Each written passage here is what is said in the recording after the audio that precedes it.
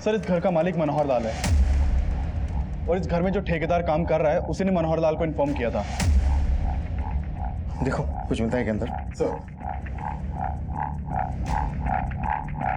Sir घड़ी।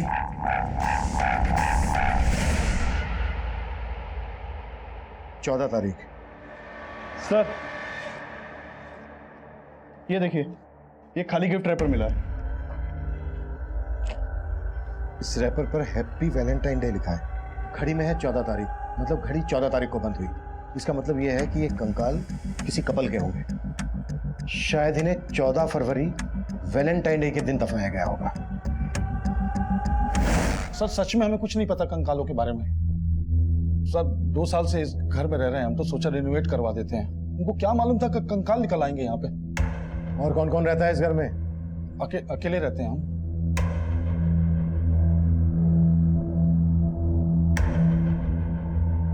राठी, जिनके कंकाल हैं उन्हें कितने समय पहले दफनाया गया होगा? अभी ये बात बताना मुश्किल है सर, लेकिन पेल्विस को देख के लगता है कि एक स्केलेटन मेल है और एक फीमेल।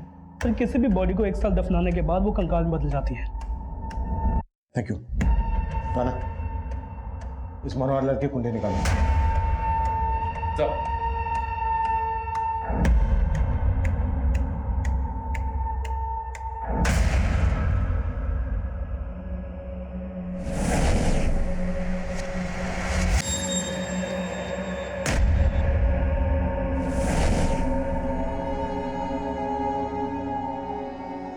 क्या हुआ चुटकी? संभालो, हम हैं ना।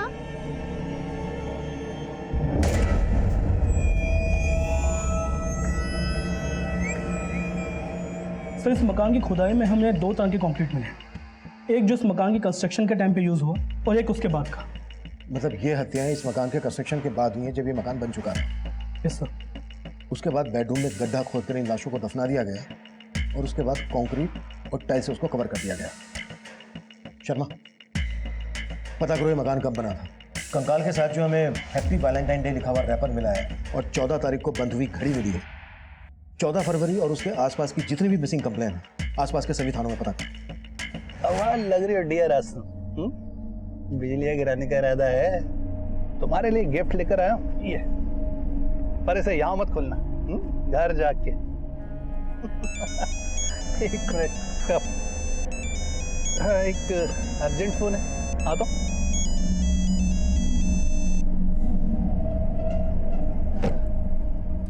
हाँ डियर, बोलो। पहले तुम बताओ कि तुम किस डियर के साथ हो। क्या बात कर रही हो तुम? अरे जरूरी मीटिंग में हूँ भाई। अच्छा, और मैं तुम्हारे ऑफिस में तुम्हारे मैनेजर के सामने खड़ी हूँ। अब तुम मुझे बताओ कि तुम्हारी किस लड़की के साथ मीटिंग चल रही है।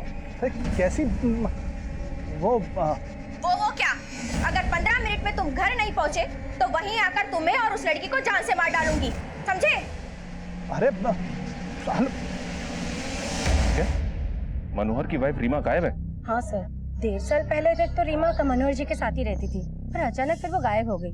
और जब भी हम मनोहर जी से इस बारे में पूछते थे तो वो टाल देते थे। क्या वजह हो सकती है? मनोहर का और उसकी बीवी का आपस में कोई झगड़ा? सर दोनों में लड़ाई झगड़ा तो बहुत होता है। कई बार मैंने खुद उनको लड़ते हुए देखा था। सर मैंने रीमा को बोला भी था कि वो जाके पुलिस में शिकायत कर दे, पर उसने मेरी सुनी नहीं। फिर उसके 1 हफ्ता बाद से वो दिखी ही नहीं, और उसके जाने के बाद ही उसके घर में एक औरत का आना जाना शुरू हो गया। कौन थी वो औरत? शायद उसके ऑफिस की होगी। गुड्डी, ये फल है ना, वो सुंदर अंकल को देके आना और उनसे 175 रुपए लेके आना। ठीक है काकी, चल।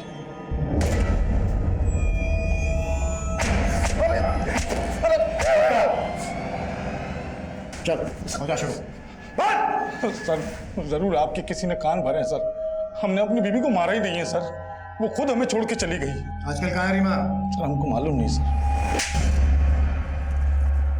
तेरी पूरी पोल पट्टी खुल गई है। धोखा दे रहा था ना अपनी बीवी को। सर आप जिस औरत की बात कर रहे हैं वो हमारी कलीग थी सर, मीनाक्षी। हम और वो अच्छे दोस्त हैं सर। धोखा तो हमारी बीवी ने हमको दिया है सर। हमारे ऑफिस में एक हमारे जूनियर रोहन के साथ उसका चक्कर चल रहा था सर।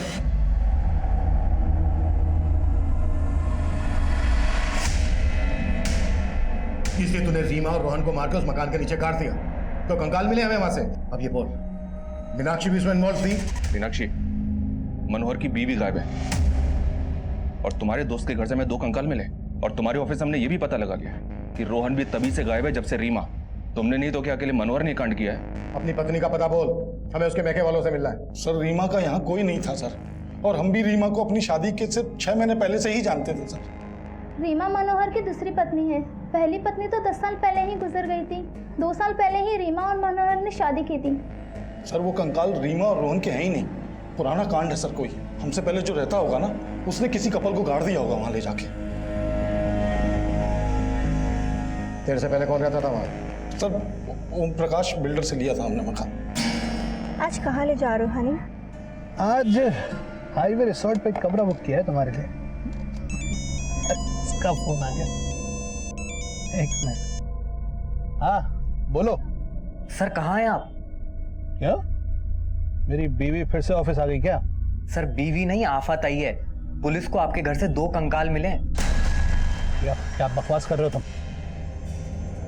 किसने खबर दी है तुम्हें? सर अगर आपके पास फुर्सत है तो खुद चेक कर लीजिए। टीवी, अखबार, सोशल मीडिया सब में खबर चल रही है।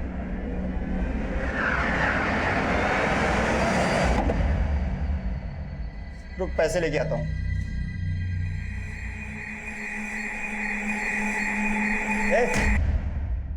चोरी करने का इरादा है? नहीं अंकल। अंकल की बच्ची, बताओ तेरे मालकिन को।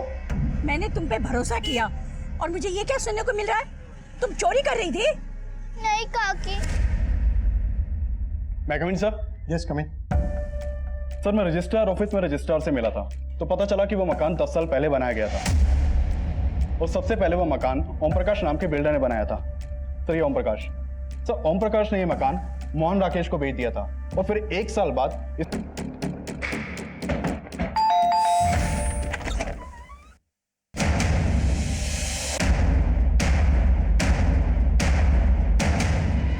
आपने अपना मकान कम कीमत में बेचा।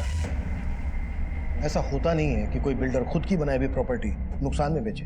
नहीं वैसी बात नहीं है सर। क्या है, मेरे को फैमिली के लिए थोड़ा बड़ा घर चाहिए था, इसलिए मैंने वो घर निकाल दिया। बाकी और कोई बात नहीं है सर। कहीं ऐसा तो नहीं है कि कम कीमत में इसलिए बेचा क्योंकि 2 लाशें दफन थी जमीन के नीचे? उस कपल को मार के गाड़ दिया। कौन थे वो लोग जिनके कंकाल मिले हमें? सर ये आप क्या कह रहे हैं? मुझे कुछ भी पता नहीं है सर। मैंने वो मकान बनवाया जरूर था, लेकिन मैं कभी रहने के लिए नहीं गया। मैंने वो मकान मोहन राकेश को बेचा था सर। वो हापुड़ में रहता है। बाद में उसको वो मकान दोबारा बेचना था तो मैंने खरीद लिया सर। ये लीजिए, बाकी मैं ट्रांसफर कर दूंगा। सर वो दोनों नरकंकाल किसके थे मुझे नहीं पता है सर। हो सकता है सर वो मोहन राकेश ने कोई कांड किया हो। वो हापुड़ में रहता है सर। वो हम पता कर लेंगे, लेकिन बिना हमसे पूछे शहर से बाहर नहीं जाऊंगे। नहीं, बिल्कुल नहीं चाहूंगा सर।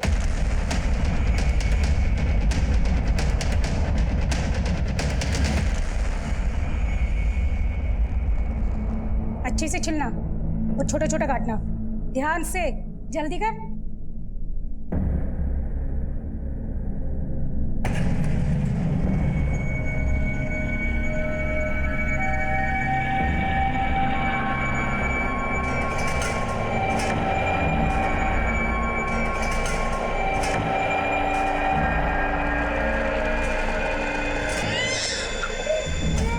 नन्हे, क्या हुआ? नन्हे,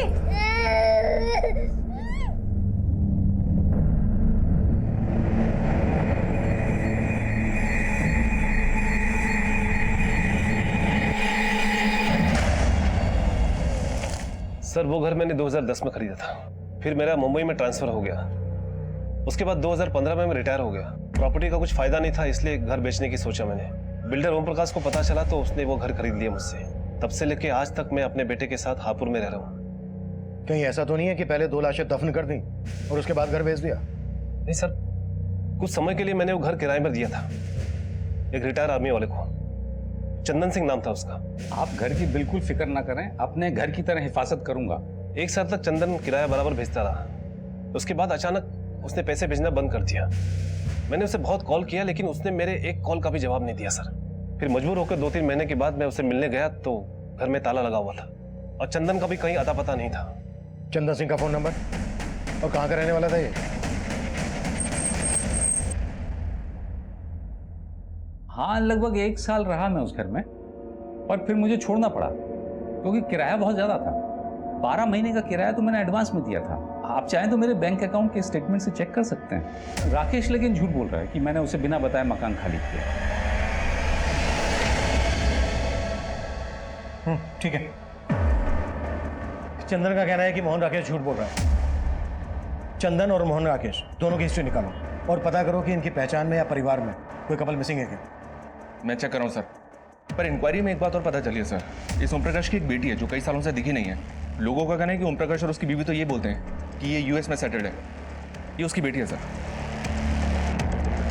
ठीक है, रीमा और रोहन के साथ साथ ओम प्रकाश की इस बेटी के बारे में पता करो कि वाकई में यूएस में है या फिर इसमें कोई ऑनर किलिंग का एंगल है। Okay sir. अरे अब तो मैं घर से बाहर भी नहीं जाता, अब किस बात की टेंशन ले रही हो? टेंशन तो मेरी जिंदगी में उसी दिन घर कर गई थी जिस दिन तुमसे मेरी शादी हुई थी। ये टेंशन मरने के बाद भी मेरा पीछा नहीं छोड़ने वाली।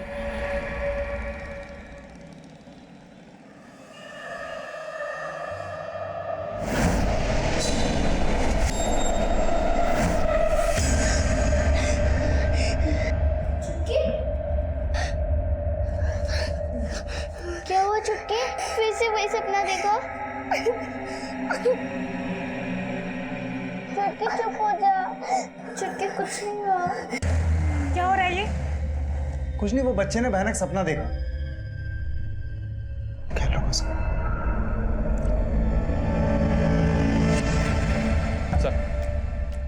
सर मैंने पता किया, ओम प्रकाश की बेटी वाकई में यूएस में सेटल्ड है। लेकिन सर एक मिसिंग कपल मिला है जिसका कनेक्शन ओम प्रकाश के साथ है। इस ओम प्रकाश ने एक बार नगर पालिका के एग्जीक्यूटिव इंजीनियर को जान से मारने की धमकी दी थी। ये देखिए सर, ये वो इंजीनियर है, इसका नाम प्रताप है। इसने एफआईआर भी करवाई थी, लेकिन एफआईआर के चंद दिनों बाद ही प्रताप और उसकी पत्नी प्रीति दोनों लापता हो गए। और उस केस का प्राइम सस्पेक्ट ये ओम प्रकाश ही था।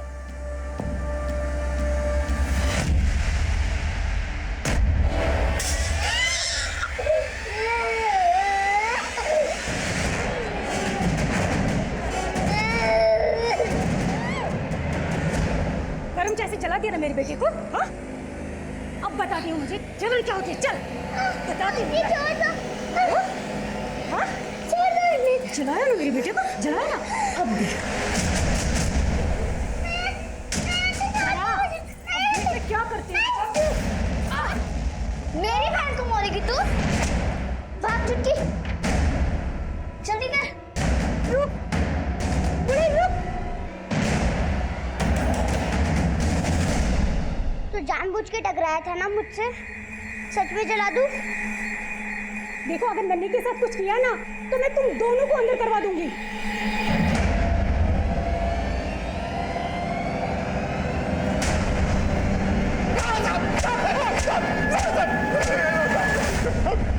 चल बोल, वो एग्जीक्यूटिव इंजीनियर प्रताप और उसकी पत्नी का है? बेवजह शक कर रहे हैं सर मुझ पर। सेशन कोर्ट ने भी मुझे बरी कर दिया साहब। मेरे खिलाफ कोई सबूत नहीं मिला साहब। सबूत तो अब मिला है।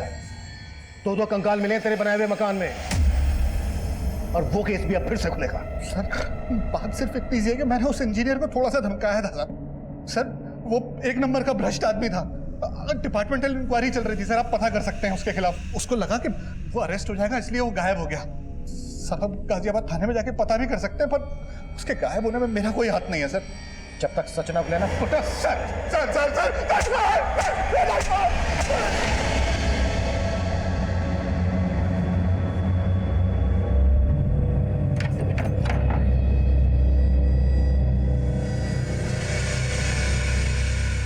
नन्हे बेटा, क्या हुआ बेटा? हाँ नन्हे, क्या हुआ बेटा?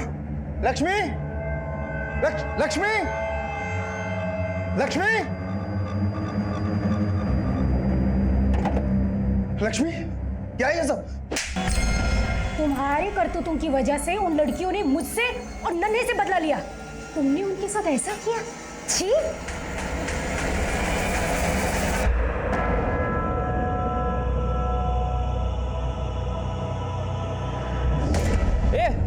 रुको।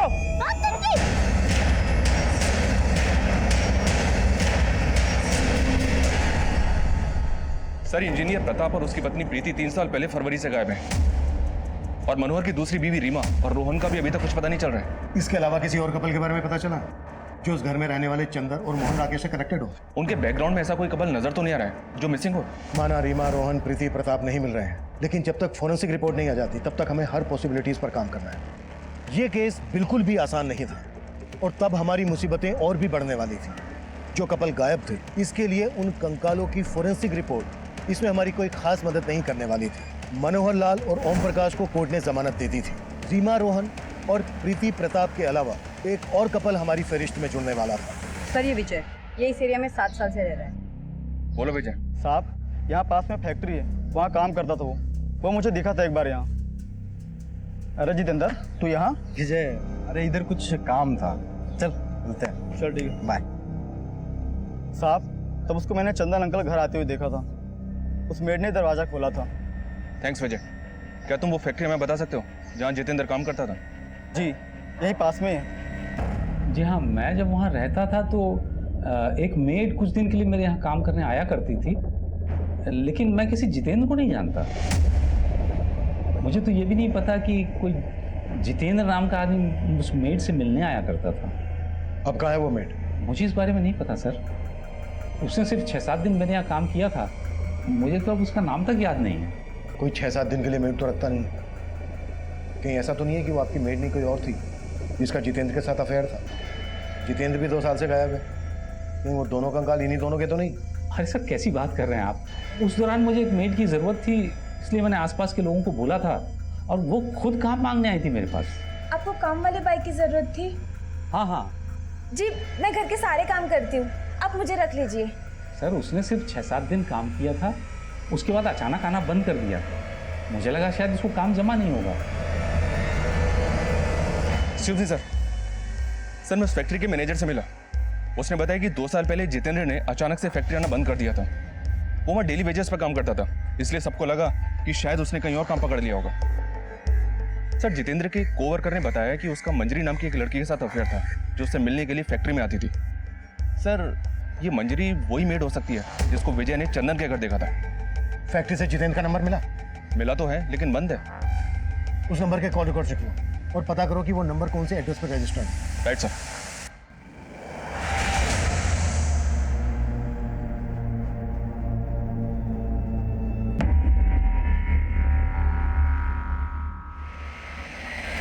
हाँ साहब, मैंने ही चंदन अंकल के यहाँ काम किया था। तुम्हारा नाम? जी मंजरी। तुम मेरठ में कहाँ रहती थी? जी वो संगम नगर है ना, बस वहीं पे। जितेंद्र, तुम्हारा मोबाइल पिछले 2 साल से बंद है, यूं अचानक से मेरठ से मथुरा? सर, मैं मंजरी से शादी करना चाहता था, लेकिन वहाँ रहने तक का ठिकाना नहीं था, तो इसलिए हमने सोचा गांव आकर खेतीबाड़ी करेंगे, इसीलिए वो फ़ोन बंद कर दिया साहब। लेकिन आप ये क्यों पूछ रहे साहब? दरअसल मंजरी जिस घर में काम करती थी उस घर में हमें 2 कंकाल मिले। हम ये पता लगाने की कोशिश कर रहे हैं कि वहां किस कपल का मर्डर हुआ था।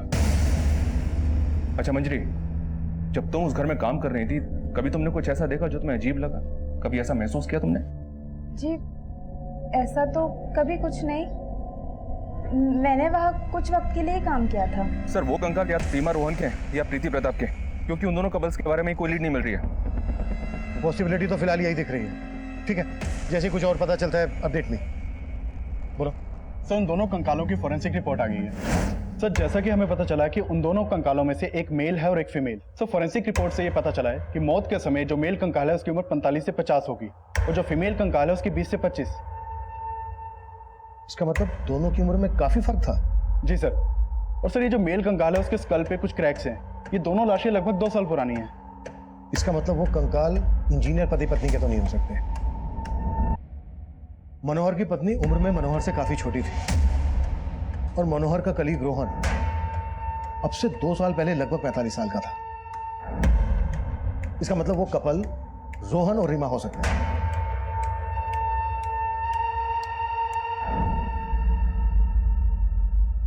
राणा, मनोहर को लेके आओ, क्विक। मैं कम इन सर? यस कम इन। सर, जितेंद्र और मंजरी ने जो अपना एड्रेस दिया था मेरठ का, वो गलत निकला। व्हाट? मंजरी और जितेंद्र ने गलत एड्रेस दिया था?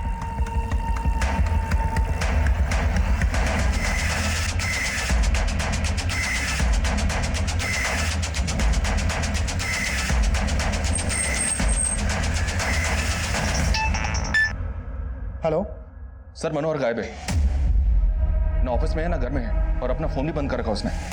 व्हाट? मंजरी और जितेंद्र भी गायब है? हाँ सर, पड़ोसी ने सुबह उन्हें बैगेज के साथ जाते हुए देखा है। उन दोनों के करंट फोन नंबर्स भी बंद हैं। इनकी एक एक डिटेल चाहिए मुझे। पता करो कि मनोहर के साथ इनका क्या कनेक्शन है। Okay sir. माना मंजरी और जितेंद्र की टेंशन हम पहले नहीं समझ पाए, लेकिन ये मनोहर हमारी नाक के नीचे से कैसे गायब हो गया? कैसे भी करके मनोहर मुझे अंदर चाहिए, कहीं से भी खोद के निकालो उसे, लेकिन जल्दी। सर मंजरी और जितेंद्र को पहले हम विक्टिम मान रहे थे, लेकिन ये तो खिलाड़ी निकले। मंजरी चंदन के यहां पर मेट थी। हो सकता है मंजरी ने जितेंद्र के साथ मिलकर चंदन के एब्सेंस में ये कांड किया हो। आई फील मनोहर का इन दोनों के साथ कनेक्शन होगा। इन सब के पिछले 2 साल पुराने कॉल रिकॉर्ड्स निकलवाओ जल्दी। सर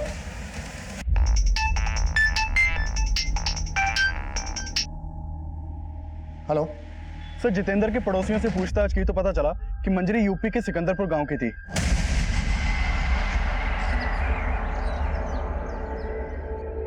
मंजरी को यहाँ गांव में पहले गुड्डी बुलाते थे। उसकी एक छोटी बहन चुटकी भी थी, उसका नाम पलक था। 10 साल पहले मैंने उनको आखिरी बार देखा था। अगर मैंने उन्हें नहीं बचाया होता तो उन बेचारियों का भी वही हश्र होता जो उनकी माँ का हुआ। अरे वाह, तू तो बहुत जल्दी मान गया। वो हमारा सिर्फ दाना पानी बंद करवा सकता है, अपने वासना की भूख नहीं मिटा सकता, समझो? जिंदा नहीं छोड़ूंगी।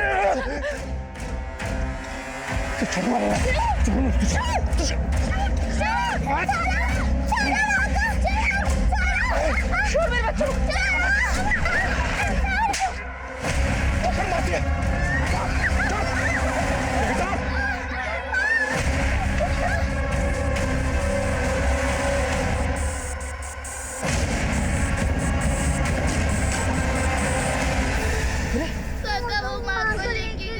चिंता मत करो, मैं हूं ना, मैं हूं तुम्हारे साथ। चलो हो जाओ, चलो।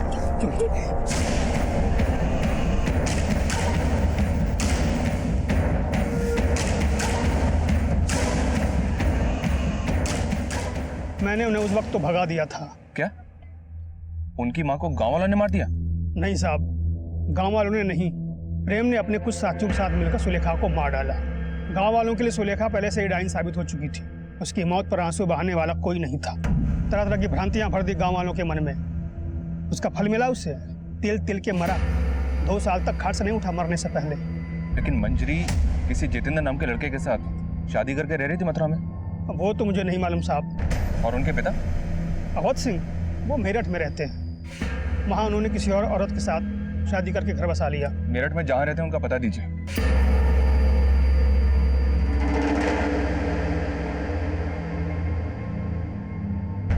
अपनी माँ की हत्या के बाद वो शहर चली आई थी। उन्हें तो ये भी नहीं मालूम था कि मैं यहाँ रहता था। उनके पास मेरा एक फोटो था बस। फिर एक फल बेचने वाली औरत की मदद से उन्होंने मेरा पता लगा लिया।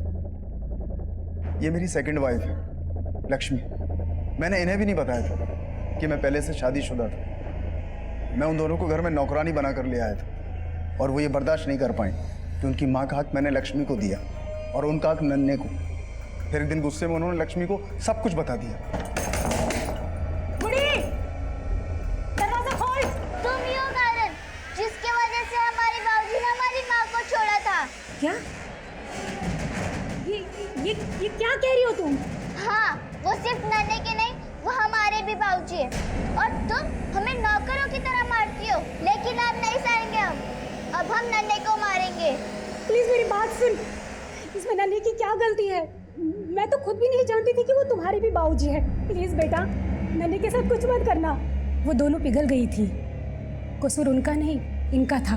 मैंने तो फिर भी इनको माफ कर दिया, लेकिन वो शायद कभी इनको नहीं माफ करेंगे। इस वक्त कहाँ हैं दोनों बहनें? सर वो तो उसी दिन चली गई थी और उसके बाद लौट के घर वापस नहीं आई। कहीं ऐसा तो नहीं है कि आप जानते हैं मंजरी कहाँ है और जानबूझकर हमें नहीं बता रहे हैं? सर हमें कुछ नहीं पता। हम सच में आपसे कुछ नहीं छुपा रहे। सर उस फ्रूट बेचने वाली को गुजरे भी सालों हो चुके हैं जब पलक और मंजरी काम करती थी। ना तो जितेंद्र का कुछ पता चल रहा है और ना ही मनोहर के बारे में कोई लीड मिल रही है। मैं coming sir? Yes coming. Sir Manjari 2 साल से जितेंद्र के साथ जहाँ रह रही थी, वहाँ कभी किसी ने पलक को नहीं देखा। और जितेंद्र के पड़ोसियों को तो ये तक पता नहीं कि मंजरी की कोई छोटी बहन भी है। इसका मतलब मंजरी के साथ साथ उसकी छोटी बहन पलक भी 2 साल से गायब है। गायब तो मनोहर भी है सर, और उससे हमें उसकी पत्नी रीमा के बैकग्राउंड का पता नहीं चला है। तुम कहना चाह रहे हो कि पलक ही रीमा है और पलक नाम बदलकर मनोहर की जिंदगी में आई, इसी वजह से जितेंद्र और मंजरी के साथ साथ मनोहर भी गायब है। अब तक जो बातें सामने आई हैं उससे तो यही लगता है कि मंजरी अपनी छोटी बहन पलक को लेकर बहुत प्रोटेक्टिव थी। अगर पलक का मर्डर हुआ है तो फिर मंजरी भागी क्यों? क्या मंजरी भी अपनी छोटी बहन पलक के मर्डर में इन्वॉल्व है?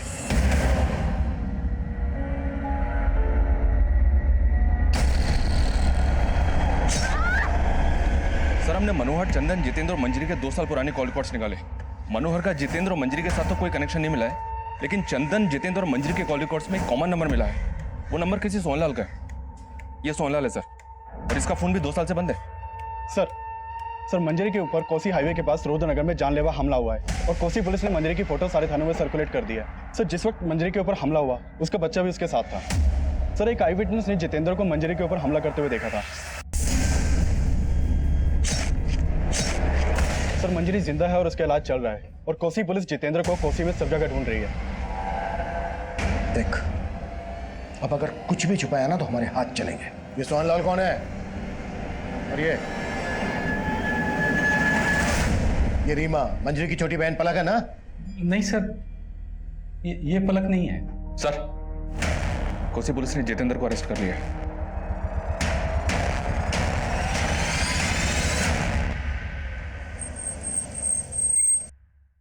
मैं और छुटकी हमेशा माँ से पूछती थी, माँ हमारी गर्मियों की छुट्टियां आने वाली है, आप हमें बाबूजी के पास शहर लेके जाओगे?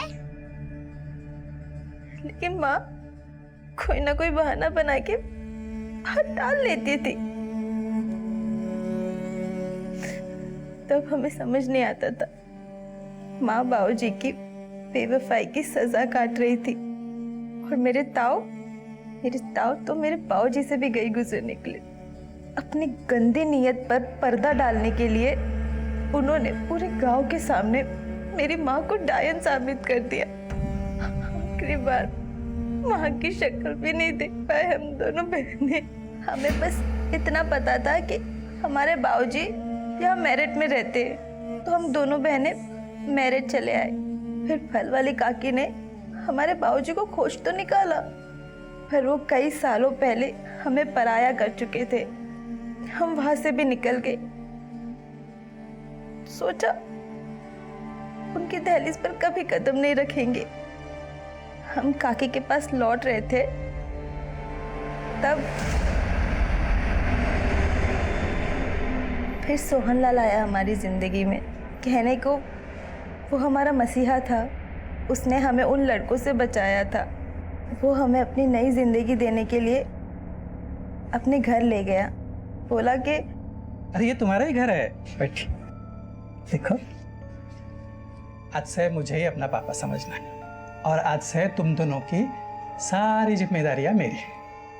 उसने हमें आला